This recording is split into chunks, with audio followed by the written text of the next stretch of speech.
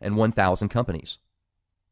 He has been able to take his background and transition it into research on Planet X, and has recently compiled an awesome book with a treasure trove of information. Now, one of the cool things that David discusses with us here is instead of having to just take his word for it, he gives you coordinates on where you can actually see it for yourself. And by 2017, mid-2017, he says we're going to see an eclipse with Nibiru. So the implications and the side effects of what might happen to us here on Earth is pretty scary. We're going to get into some of that.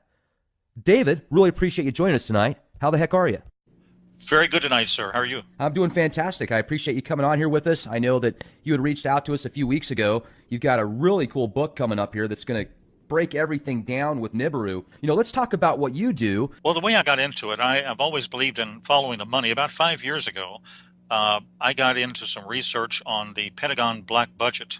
And I don't know if you recall, but you probably do, that the day before 9/11, Don Rumsfeld announced at a Pentagon news conference that the agency was 2.2 trillion short. Money was simply missing, 2.2, not billion, but trillion. So having worked for a period of time at the Pentagon, I realized this was most likely black budget funds. And I did some investigation, and I ran across a couple of areas, basically the deep underground military base research done by Jesse Ventura, done by Phil Schneider, done by other personalities. And I realized, of course, that's likely the source of the lost money. It's black budget ops, and it's being spent. And why is it being spent in terms of these type of bases? So that's how my curiosity was picked, you might say. These bases, I understand, are built away primarily from geologic tectonic areas. But again, when Planet X passes, you're going to have new geotectonic faults established when you have force 11, 12, 13, 14 earthquakes. So I don't know how safe they're going to be. It could be a lost investment for those people. In any case, that was my basic introduction about 5 years ago. And then I got into the science of the topic.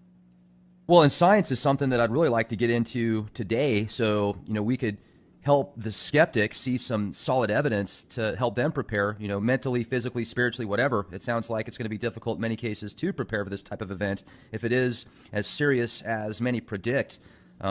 Different underground bases. They've been building them for years. You can go all the way back 70 years, and they were building these things, probably even before that. So have they been spending more money since 2001 on these underground bases then?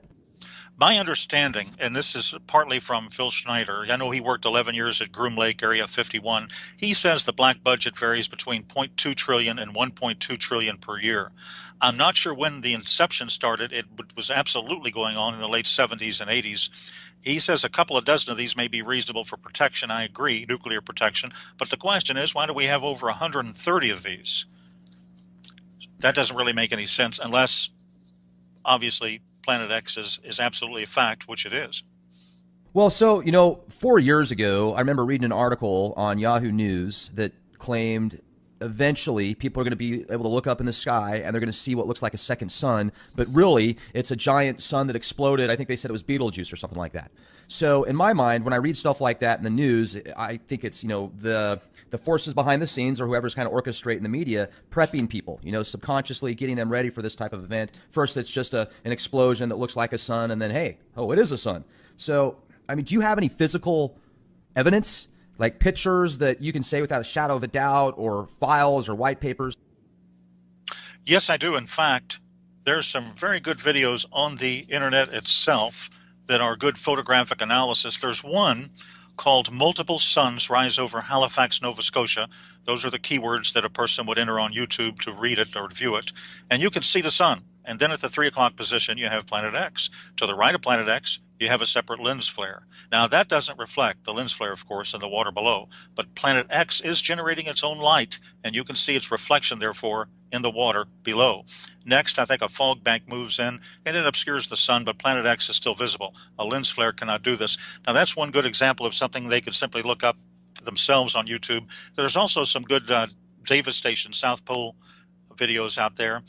And there's, in my book, which is Planet X, The Arrival in 2017 by David Mead on Amazon, I've done a video. It's page 15 or 16 or so of the book, and I have a section called Photographic Analysis of Planet X, and I study one video which another analyst did an extensive study on. And let me just sort of explain what happened.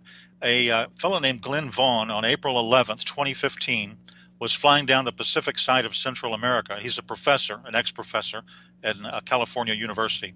He took a 20 megapixel raw file with a Sony digital camera, and he confirmed the report by sending it in to a particular analyst for review.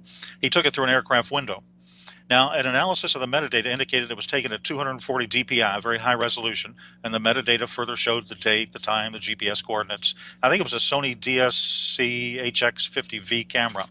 In any case, using Starry Night Professional version, the video, which is referenced in my book and which is on YouTube, did a field of view analysis, and he determined Mercury is above, in other words, superior conjunction with the sun, and the object in the field of view, therefore, is not Mercury. Mercury does not have wings, as does this object, and Mercury does not have the brightness or contrast of the unknown object. Now, the analyst also performed a gamma test on a paint program. Gamma testing shows if an object is hot or cold.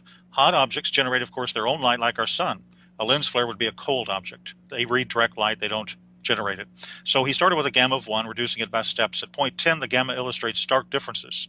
At point 01, he shows the hottest, brightest objects on the video. He then reduced brightness to a value, I think, of -3 in contrast to +2. The hot objects fade in together, proving they're genuine. Then he ran a luminance test to determine the intensity of the object, and he determined it was behind the sun, not a reflection. There are actually wings on the object, which is clearly behind the sun. Now, he stated this is deeply disturbing. The reason is the gas tails of comets follow solar winds, and they're not visible until the comet's orbit is inside of Jupiter, at which point, normally the luminosity at that point of the sun makes the tails of the comet or the planet visible. Of course, Planet X, we all call it Planet X or Nibiru, but it is a dwarf star. It's either a red dwarf or brown dwarf star. Now, the object, which is clearly Planet X by deductive logic and process elimination, is therefore now between Mars and Jupiter. It's not in the outer reaches of the solar system. It can clearly be seen, especially from the southern hemisphere. Now, as of April 2015, therefore, the date of that video and the analysis, Nibiru is close enough to the sun so that the sun's light is reflected to the tail, making it appearing like wings.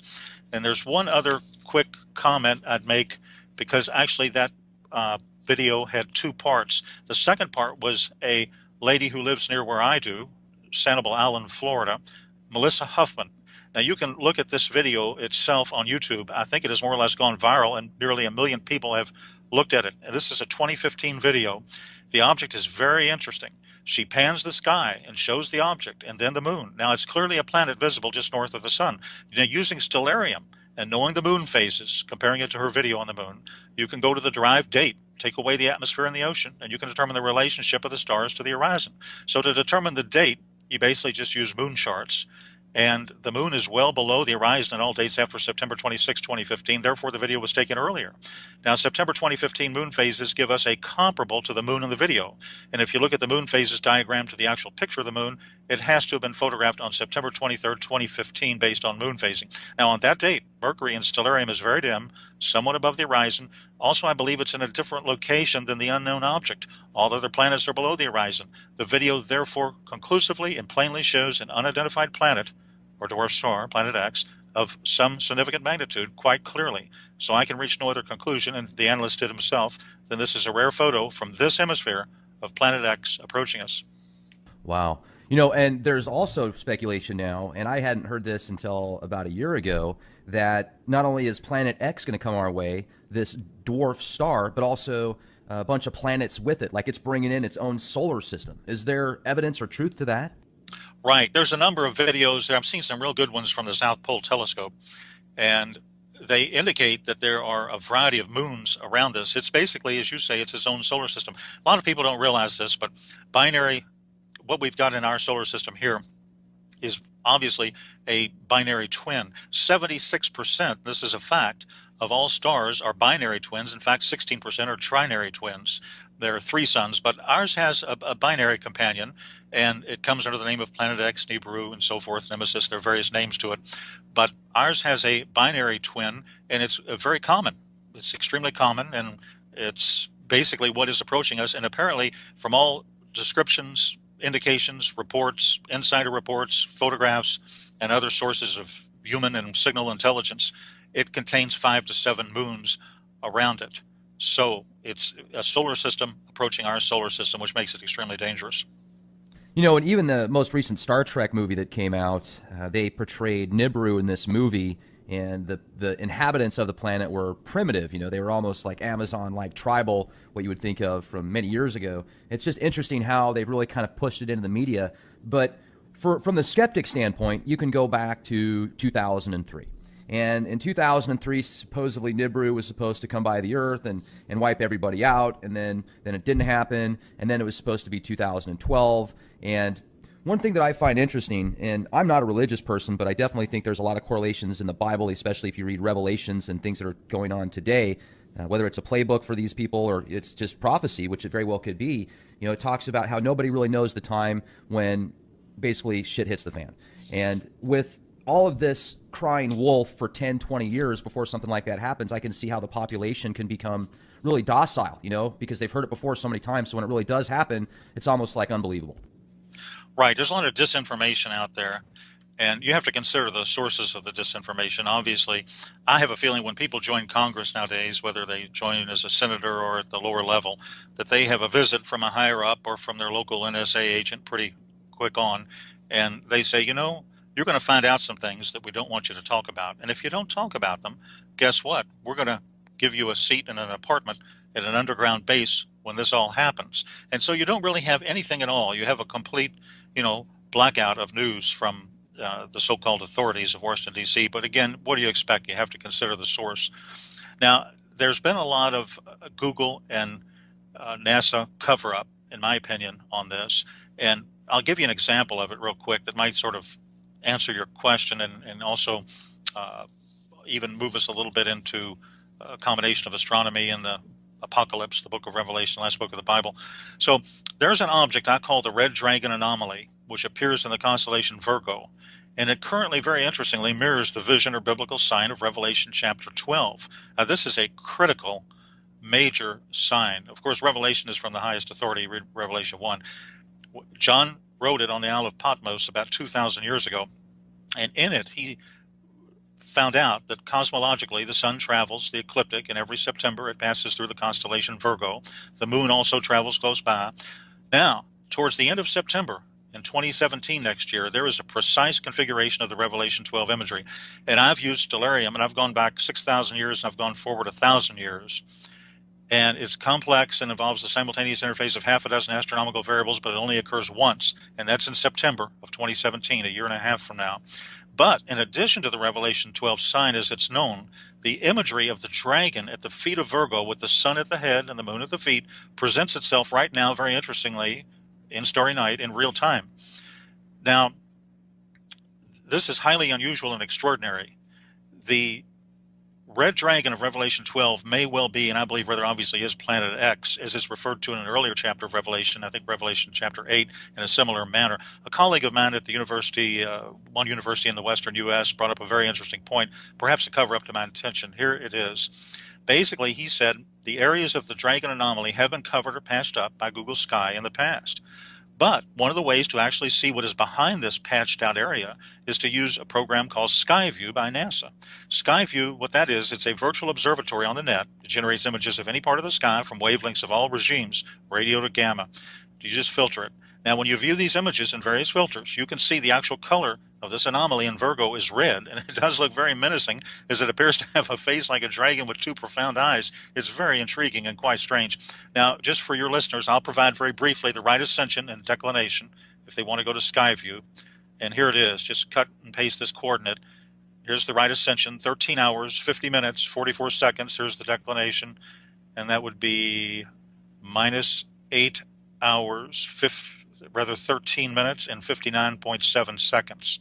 So right ascension is the celestial equivalent of longitude, and in the sky, latitude is called declination. So you just enter those coordinates, and then on Skyview, you just choose the Iris 100 micron telescope setting, and there you are. You've never seen an object quite like this one. Now, the sign itself might be a sweeping parenthetic of that entire biblical 70th week of Daniel, which is a key to solving the most complex cryptogram in existence, the book of the apocalypse. As to what it is, the astronomical scientific community, I think, is keeping a very low profile. And the question is, why did they ever cover it up to begin with? Well, and not only that, if we could get into some of the more scientific stuff as well that you talked about that you put together, is in your opinion, the Great Flood that's talked about and has been talked about all over the world in other mythos as well. Do you feel that that was caused by this orbital, from Nibiru coming back many years ago, getting close to the Earth and caused some type of giant tidal waves and stuff and earthquakes?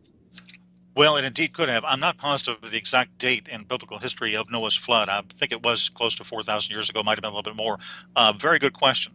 Now, in fact, what that question leads us into is the main item we have historically in terms of archaeology to help us relate on a scientific basis to a prior pole shift by the Earth is something called the Nebra sky disk.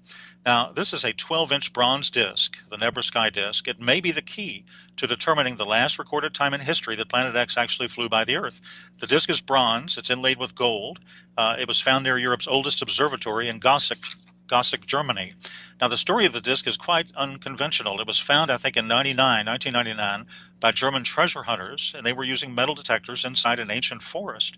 However, German law dictates that all such relics are state property. So instead of turning it in, they attempted to sell it on the international market a couple of years later in 2002. Now, working for the Swiss government, an archaeologist named Harold Meller, I believe, posed as a straw buyer. The disc was seized by authorities, and then it was analyzed. Now, what it contains symbols, including the sun, the moon, the constellations, I think, of Pleiades, Capricorn, Piraeus, and Gemini. Now, the disc reflects the sun in the position of a solar eclipse. What is causing the eclipse? Well, it's not the moon, which is on the opposite side of where it should be located. So I think the best deductive logic is that an unknown near-Earth object is causing the eclipse. Now, this 32-centimeter disk weighs about 2 kilograms. Again, it's decorated with gold leaf symbols, and the gold leaf symbols also reflect 4 planets: Venus, Mars, I believe Jupiter, and Mercury. Now, using modern-day astronomical software, you can plot the actual day and hour the disk was produced, and the result is very precise. It was produced at April 6, 1810, BCE at 8:30 a.m. The disk was thus created during the Bronze Age, which is 3,826 years ago. Now, there's a curved bar at the bottom of the riverbank, the Saal River, which still currently exists. Much of the disk's current coloration is green due to a tarnishing effect. And the discovery site is a prehistoric enclosure in the Ziegelrodes Forest, known by the name of Middleburg or Central Hill, 60 kilometers, I believe, west of Leipzig. Now, the treasure hunters stated it was found within a pit in the forest near the ancient Gossig Observatory. Now, here's something extremely interesting. Upon examination, the disk reflects the constellation Orion at the very bottom. Orion should not have been observable from that location in Germany at that time. The nearest location, in fact, from which Orion, the constellation Orion, could have been observed is Luxor, Egypt. That adds to the mystery. The only logical conclusion is that this 26 to 30 degree difference is accounted for by simultaneous pole shift. So this mystery-shrouded sky disk of Nebra is an advanced astronomical clock. It's a compendium of knowledge. And I think it gives us the best proof of the existence and passage of Planet X in the ancient world. So the purpose of the sky disk is really no longer a matter of speculation. I believe, and others believe, it's the oldest visual representation of the sky in existence, and it postulates and proves the approach of a near-Earth object causing the daytime eclipse, as well as causing a major pole shift that has just occurred, and that was 3,826 years ago. And have you heard of the Sumerian tablets? Yes, I have. They were analyzed by a fellow named Zechariah Sitchin, who wrote a book called The 12th Planet back around 1970, 75, I believe it was. And the stuff he talks about in his books as well, when he deciphers the tablets or translates them, he talks about Planet X and Nibiru, the winged destroyer, and basically a 3,600-year orbital pattern or, orbital cycle. So it's been talked about for forever, basically, previous generations. And it sounds to me like we're getting pretty close to where if you've got a pretty good telescope and you know where to look, you can go outside, look up in the sky, and you can see it for yourself. That is correct. Now, when it was first observed, however, back in the 80s, because it's so close now, it's different. When it was first observed, probably the first time it was actually observed, it was observed in the infrared spectrum in 1983 by a orbiting Earth satellite telescope called the Infrared Astronomical Satellite. And this is when all those articles appeared in the Washington Post and the New York Times and so forth. And that's when right before blackout occurred. There were some articles over a 6 to 12 month period of time when it was pretty much spoken freely of, and then all of a sudden, I think they realized the seriousness of the matter, and they went ahead and produced a blackout. But a lot of times, I think, many of the instruments that are used to view this object in very great detail are, for example, the Spitzer telescope, which is in a trailing Earth orbit. It's, of course, a satellite telescope, and it's infrared. And the Vatican, they've got their telescope, and that's infrared also. That's in Mount Graham in southeastern Arizona on the top of a 10,000-foot mountain. It has several names to it. One code name, they've actually got several telescopes there. They've got a radio telescope. They're listening for extraterrestrial intelligence. And then they've got the VATT telescope, and then they're also joint venturing a project that they strangely have codenamed, of all names, Lucifer. And Right. this is can you believe it? Oh yeah. I mean, it doesn't. Right now, to the world we live in, it's to be expected. Well, It's unbelievable. It's right. It is. And Father Malachi Martin, I remember an interview with him back some years ago. I found out about it later, but he interviewed, I think, with Art Bell or some radio show in 1997, and he said, "We're looking for an object. We, the Vatican." Now, he was a Vatican insider. He's an ex-Jesuit. He was a Jesuit, and he said, "We're looking for an object that's approaching from space. The Catholic Church is, the Vatican is, and we think it's going to approach in about 20 years." Now, that was in 1997, which is 19 years ago. So he basically, I believe he was a professor of paleontology at the Pontifical Biblical Institute of the Vatican, and he criticized the Vatican for not releasing the full content of the third secret of Fatima. And the presumption was the Vatican didn't want the facts known about wormwood. Well, in any case, it just seems highly suspicious that they've invested, all of this money there to, why are they in the strange business of astronomy? Why do they have this large binocular telescope on Mount Graham? It's a near-infrared telescope. Now, the cover story is, of course, they're looking for extrasolar planets and alien intelligence. But they have an infrared telescope. They have to supercool it to minus 351 Fahrenheit to allow it to conduct observations. And, of course, a dwarf star, whether it's a red dwarf or a brown dwarf, the only difference is the size in those. Brown dwarf never reached fusion stage. It didn't convert hydrogen to helium. A red dwarf is anywhere from 0.8% to half the size of our sun. Anything less than 8% of the size of our sun is classified as a brown dwarf. So it's one of the two. But the way to observe those is in the infrared spectrum. They do have red halos around them, but to determine the heat signature, you need an infrared telescope. So that's what you've got. And anyway, I think another Vatican insider stated that the Graham Observatory is used to study anomalous celestial bodies approaching the Earth. And I think in an interview with him, he compared it to what the CIA did with one of its secret eyes known as the twin to Hubble, Skyhole 12, Keyhole 12. You may have heard of that program. But in any case, the Vatican is set up like a government. It has its own secret intelligence agency. It's called the SIV. And the English translation is the Information Service of the Vatican. And the LBT, their Lucifer telescope, is two giant 28-foot diameter telescope mirrors. And it's super cooled in order to observe near-infrared wavelength range. So the question is, what do you think they're looking for? It's interesting, too, because you brought up the way that a brown dwarf and a red dwarf works, and you talk about how it's very difficult to see unless you've got, this infrared type telescope or whatever. And I've seen so many different pictures of what could be Nibiru or some type of other anomaly, but there's a few pictures I'm thinking of in particular. And the last show I did on Nibiru a few weeks ago with a gentleman by the name of Bob Evans, he's got probably about 1,000 different pictures that he's been given from people all over the world. But a lot of them I look at and I say, yeah, that might be lens glare. I don't know what that is. But a few of them in particular that he showed, a couple of them that I'm thinking of in specific, and I'll pull these up here in a moment if I can find them. They were like, it was in Italy, and it was just this giant red circular mass. And it almost looks like, okay, well, is that the sun, but somebody used some type of filtering software to make it look like that big giant red mass? But it sounds to me like Nibiru, possibly. Right. I know the individual you're referring to, and he is a superb investigator with an excellent reputation and track record. So I would guess that, as you say, most of his photographs are quite genuine. And I think we've had the best photographs since about 2010, 2011. We've had superb photographs and videos in 2015. It's getting larger. I think a fellow named...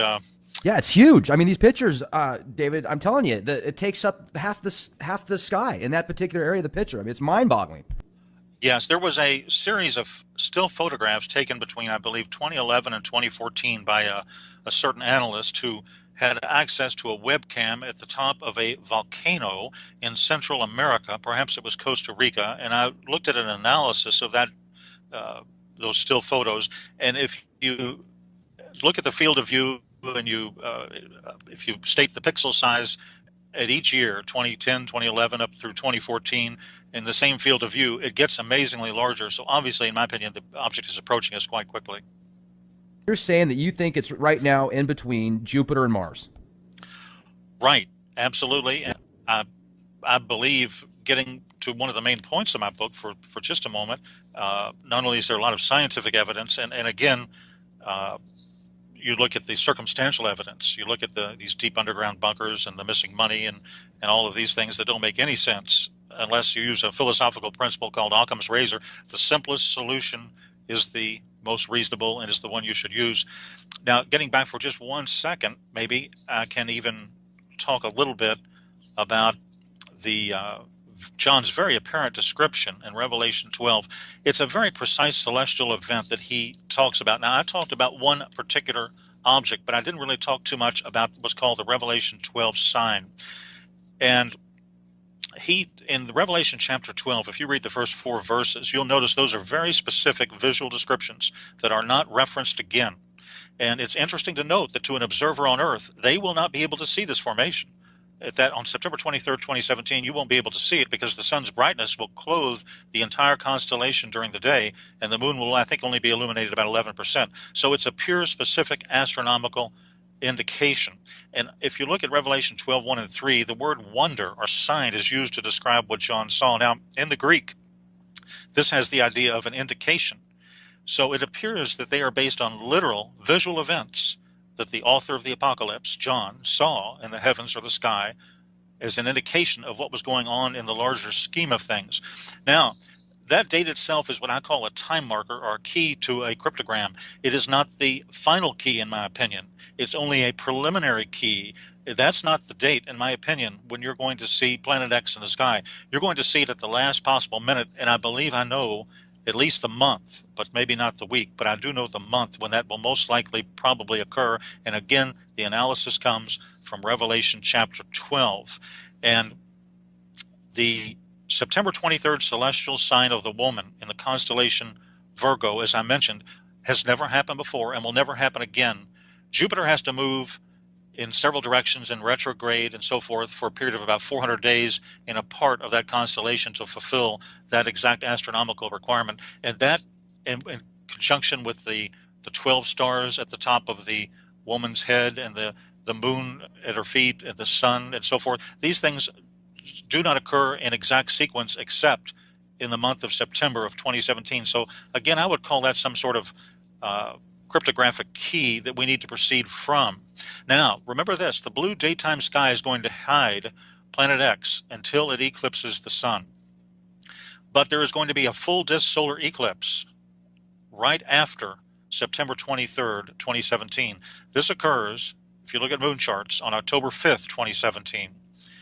And what happens, of course, during a full disk solar eclipse is the sky turns black, and that will reveal at that point, that week, in my opinion, the week of October 5th to 12th, if the book of Revelation is true, because this ties in perfectly with it, that could well be the exact month that we can first see it with the naked eye.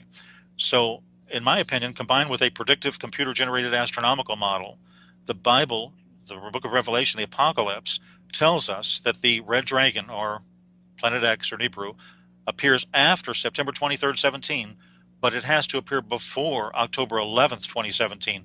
At that date, October 11th, 2017, the sign in Virgo, the woman Virgo, will no longer be, quote, pregnant. Then the red dragon or Planet X therefore must make it an appearance before October 11th. So that seems to be a cutoff date. Jupiter, which is known as the planet or the star of the Messiah, exits Virgo, the Virgin, on October 11th after having spent, I believe, 301 days or about 42 weeks in the, quote, womb region of that constellation.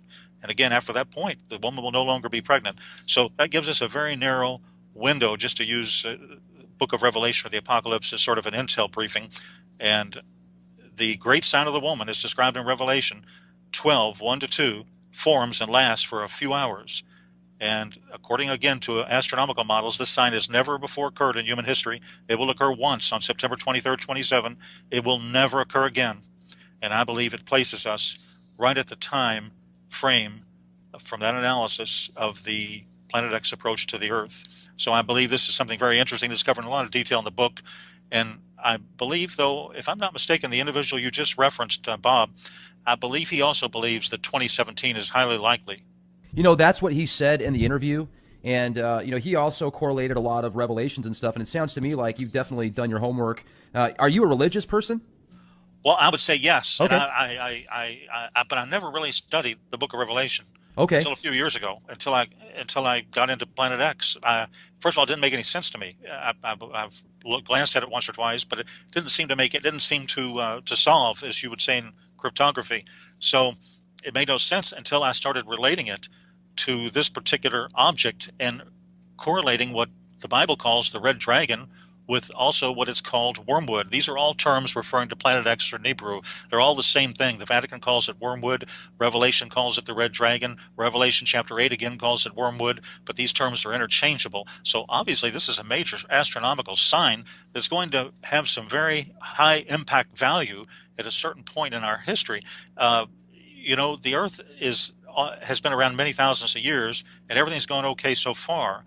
And the end is not necessarily going to occur, but things are certainly going to change, and there's going to be major cataclysms. And the Earth is actually very cataclysmic in its nature. Only 500,000 years ago, there was a pole shift. 6 million years ago, there was a pole shift. 6 million years ago, I understand the state of Alaska was near the equator, what we now know as the equator.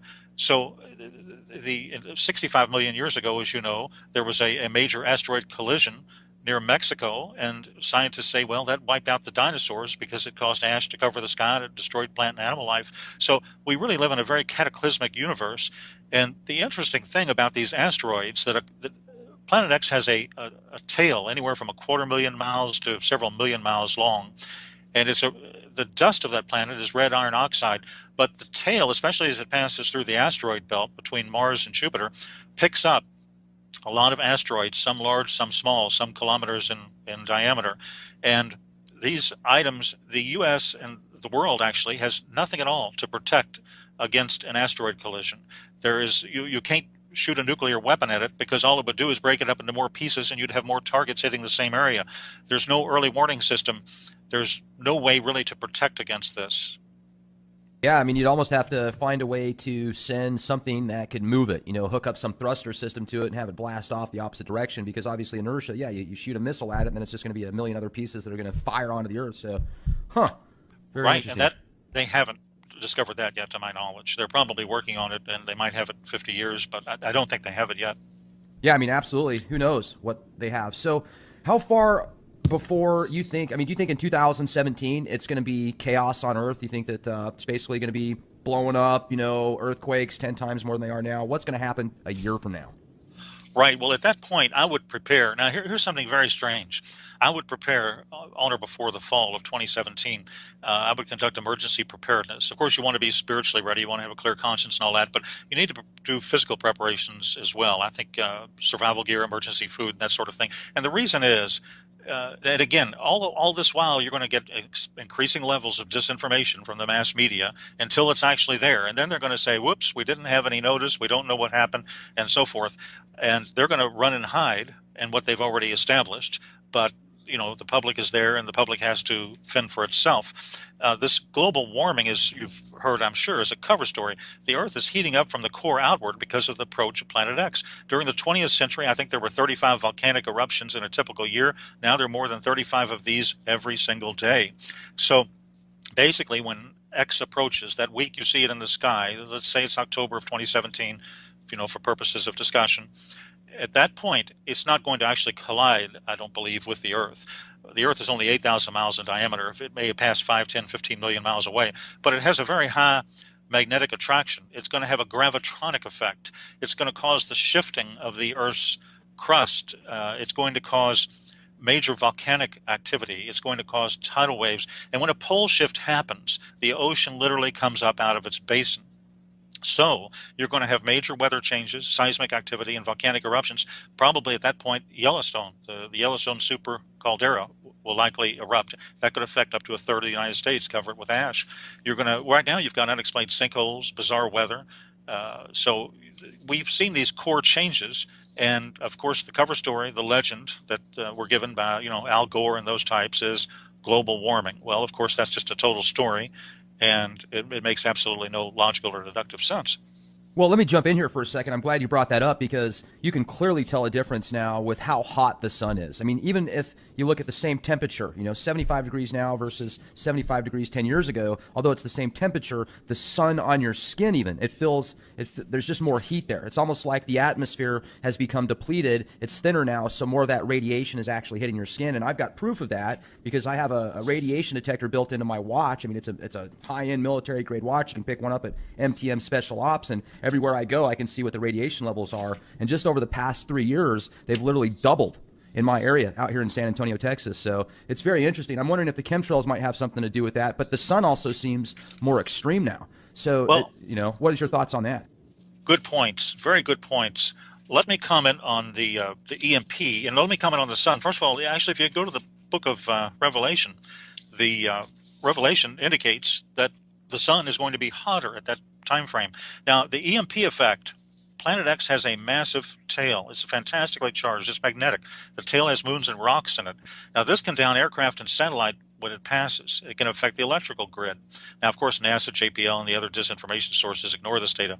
But here are the facts. The Earth has a nickel and iron core. Now, this generates its magnetic field. However, the magnetosphere has large holes in it. The magnetosphere is a static shield. Now, under routine solar conditions, it protects the Earth from coronal mass ejections. But when Planet X arrives, we're no longer under routine solar conditions. Now, you look at Air France, for example. I think that was back in 2009, Air France 447. This is a little bit off topic, but really it's on topic because it's an excellent metaphor, an excellent visual type of illustration as to the power of Planet X. When Planet X hits, the utilities are going to be shut down for anywhere from 3 months on. There's going to be $5 trillion worth of damage to the electrical grid. But let's go back to Air France 447 back in 2009 to give you an example. There have been people that have postulated, and these are very intelligent people, and it's just a theory, but they have postulated that disappeared over the mid-Atlantic range, right in the middle of the ocean. Now, that's involved with the Earth's earthquakes. The EMP between the mid-Atlantic range and Planet X could have caused its destruction. And the same thing with Malaysian flight ME370. It may have flown into an EMP pulse. The flight path was highly irregular. That's indirect evidence. And this occurs when the North Pole of Planet X is pointed directly at the Earth during its approach. Magnetrons and electrons burned out through an EMP event. I think the cell phones of the passengers as well burned out. So none of the theories really answer in terms of those aircraft. All the questions are fully explained what happened that day, but it could be an indirect effect of the approach of Planet X. Now, also, you mentioned these chemtrails. Now, there's a site, I just became aware of it recently, called Geoengineering Watch. I think Dane. Yeah, great guy. Oh, you know him? Okay. Yeah, I've talked to him before. Oh, you've talked to him. Excellent. Well, you've probably heard the key phrase indigo skyfold and so forth, and I understand that contrails dissipate quickly, but not chemtrails. And I always, tell people, in terms of NSA, nothing is as it appears to be. Always consider the source and their agenda. You look at Ted Gunderson, that former FBI chief, and he said Congress should be investigating these chemtrails. And yeah, that was back in '97. That he actually came out and talked to Congress about it. Weather wars, chemtrails, everything. Really, I didn't keep up too much with the chemtrails controversy, but it's likely what? Strontium, aluminum oxide, and so forth? Barium salts, all sorts of other nanoparticulates. They were putting GMO, Ebola virus crap in there. I mean, it just depends on the day and the time and the location. But I do got to bring this up, too, because I've noticed for the past several days, the skies have been chemtrail free. At least if they were doing it at nighttime when you couldn't see it because you didn't have the haze. You didn't see those nanoparticulates falling from the skies when they do the heavy chemtrail spray, and you can see with your polarized sunglasses on. So I'm wondering why, and I'm wondering if the chemtrails that they do have a part of trying to block out Nibiru if it's visible to the naked eye sometimes. I think that's very possible. I think they're attempting every type of disinformation possible. For example, let's look at what happened recently. And let's give you a little history on this. You probably know a lot of this, but for your listeners, science admits quite a few points in favor of Planet X. Our solar system is surrounded by the Oort cloud, 50 to 200,000 AU astronomical units, or Earth-Sun distances from our sun. And if our sun is part of a binary system, which it is, and you have a common center of mass, this can disturb the Oort cloud, send comets or whatever toward us.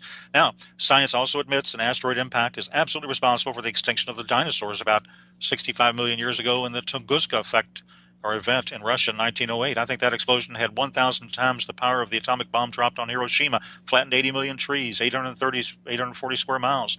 Now, here's the thing. Science admits a recently discovered dwarf planet named Sedna has an extra long and a rather unusual elliptical orbit around the sun. I think it's 76 to 900 AU. And Sedna's orbit is estimated 12,000 years. Mike Brown of Caltech said Sedna's location doesn't make any sense. Sedna shouldn't be there. There's no way to put Sedna where it is. It never comes close enough to be affected by the sun, but it never goes far enough to be affected by the stars. Now, this fellow Brown is part of a Caltech team that claims to have discovered the ninth planet earlier this year, in 2016. And as you know, Pluto's been demoted. It's no longer considered a planet. But Brown's calculations suggest Nemesis, or the ninth planet, whatever they want to call it, is 10 times the mass of Earth. Now, science also knows, as I mentioned, that binary star systems are very common in our galaxy, and red dwarfs are very common. They're the most common type of star in the galaxy. So the existence of Planet X, the Planet X system, is therefore quite in line with the current knowledge base. But to wrap it up, this so-called ninth planet, recently disclosed in January of this year by the NASA people, never a straight answer, is a combination, in my opinion, of information and disinformation. It's what we would call in the intel community a Bush League type of propaganda. My advice to anybody thinking about this or thinking about doing too much research on this quote discovery of the ninth planet, don't major on minors. I don't study their announcement too much or pay much attention to it. Now, the real Planet X is in the vicinity of Mars and fast approaching Earth. It has no direct relationship or indirect relationship to this recent discovery, and this so-called discovery is just one more piece of evidence, in my opinion, that the powers that be are running scared and making mistakes as they go. Well, certainly making mistakes as they go sounds like a common theme for them. And also you look at so much today as far as pollution and just the fracking that's going on around the world right now. There's so much oil that's available. They're running out of space to put it. And if those things go, those fracking systems, and like let's look at LA for example, all the methane that's getting leaked out there. There's just this huge emergency. It's not really being talked about much now. It was a few weeks ago, but now it's hush hush.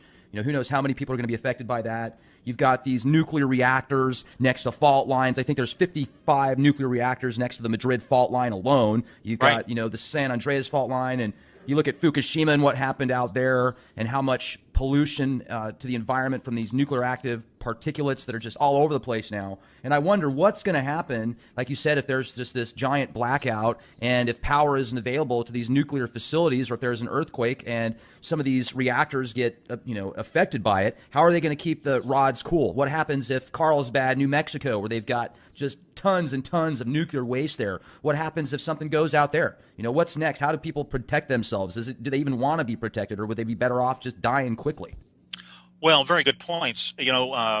There's the fellow I'm sure you've heard of, J.R. Moore, the radio show, and he's interviewed some U.S. Navy veterans, and they were told the end results of all this, but they really weren't told the why of it, and he was told it on a discrete basis. You may have seen the U.S. Navy map of future America where the coasts are flooded and so forth.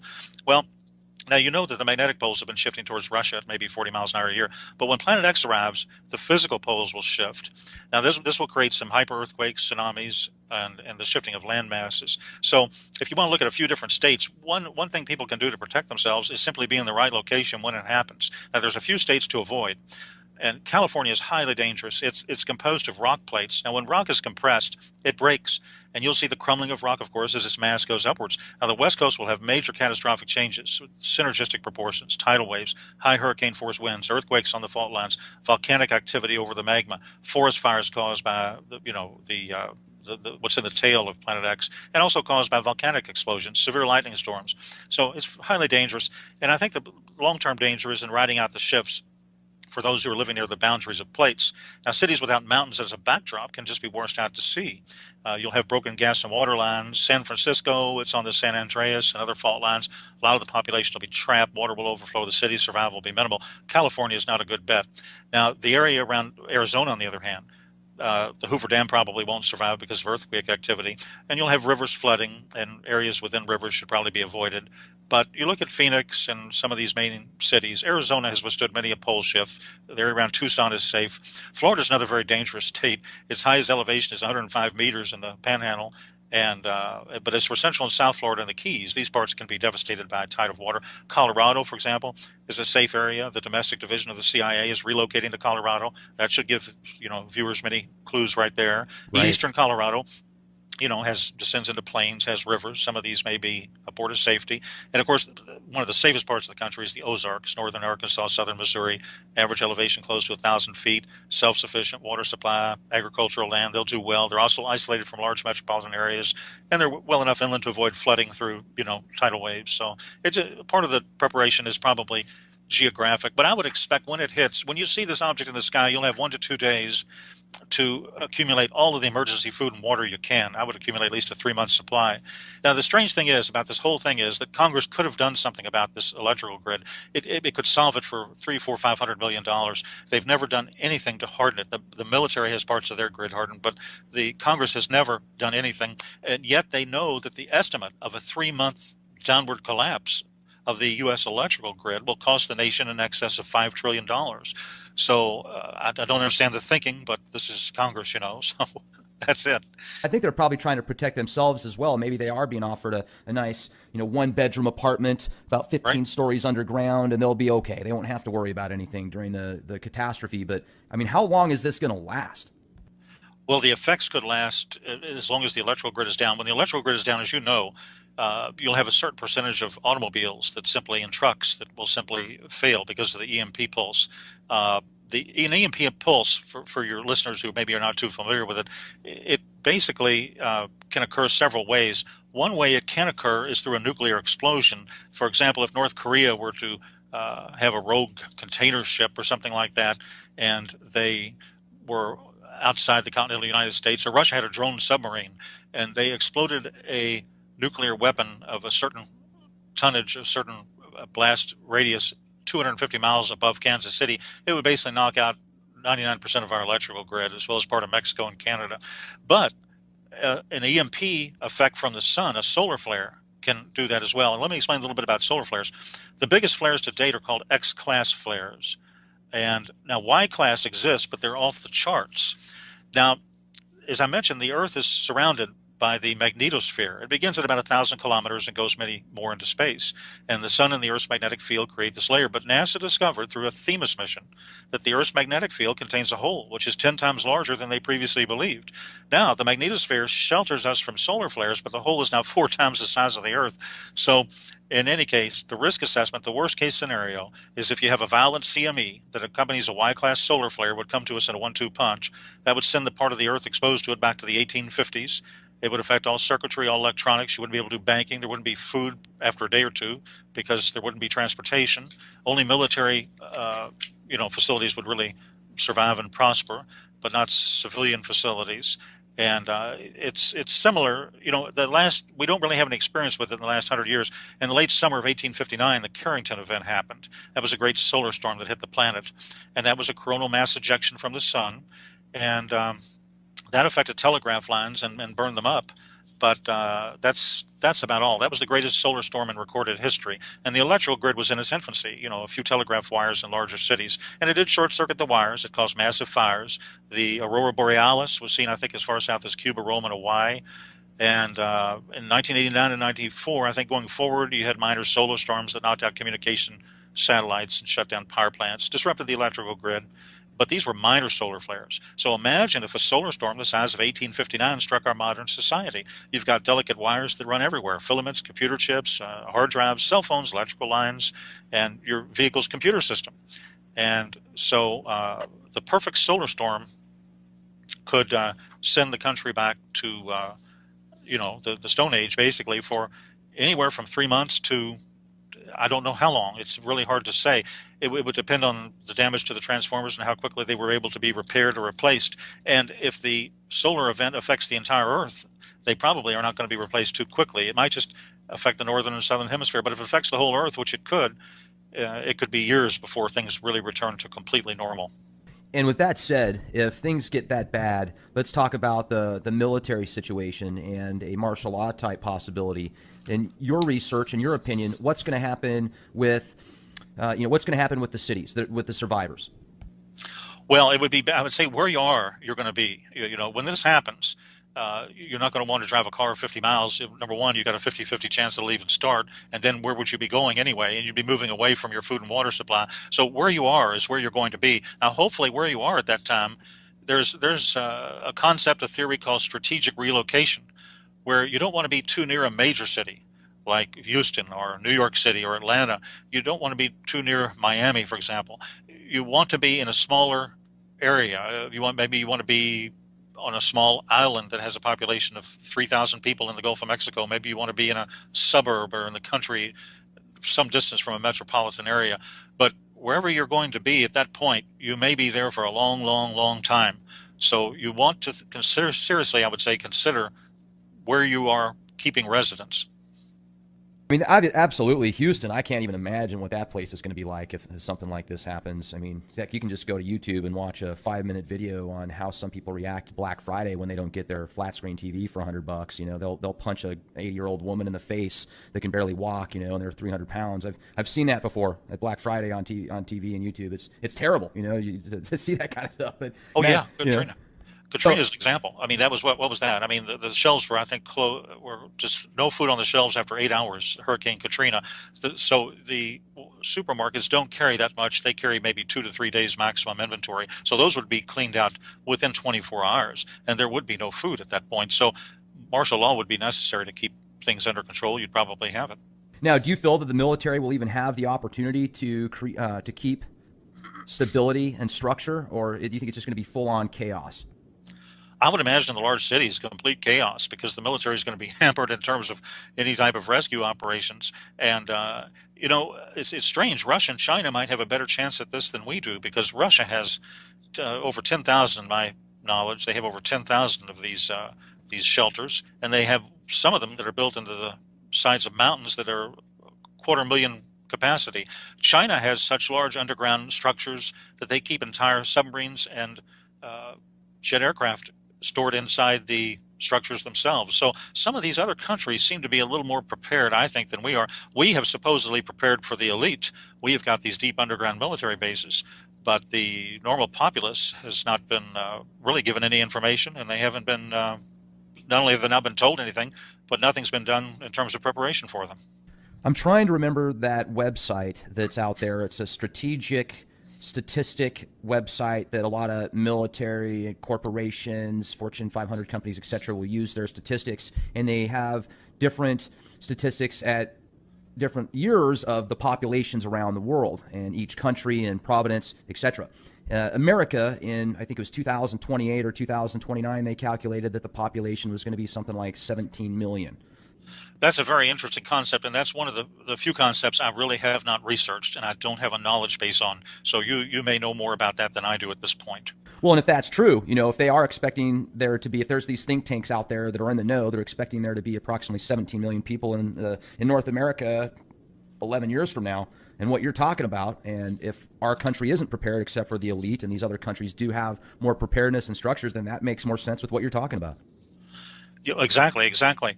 So again, I think one way people can prepare is to simply read a book, read the product of years of research, read my book, read somebody else's book, go to the right web pages, do your own research, do your own thinking, use your head. But you do need research, and to accumulate the type of research you can find in professionally written books can take 1 or 2 years. It might be easier just simply to buy a book. So I would highly recommend people educate themselves, understand the whole picture, and probably take action at that point. You know, you were really into forensics, and I was just wondering if you could talk to us a little bit more about that and what you did, because you can tell you're very well versed.